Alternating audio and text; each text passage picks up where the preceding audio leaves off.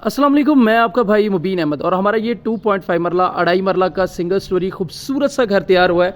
इस समय ये गराज आप देख सकते हैं, इजीली छोटी गाड़ी मेहरान आल्टो का गराज रखा गया है। गराज से सीढ़ी आपको फर्स्ट फ्लोर के लिए मिलती है। खूबसूरत सी सीढ़ियों पर आपको मार्बल और स्टील का काम किया गया है। ओपन स्टाइल में यहाँ पर एक खूबसूरत सा किचन तैयार किया जा रहा है, जिसकी कैबिन क्वालिटी बेहतरीन किस्म की आपको इंशाल्लाह इस घर में मिलने वाली है।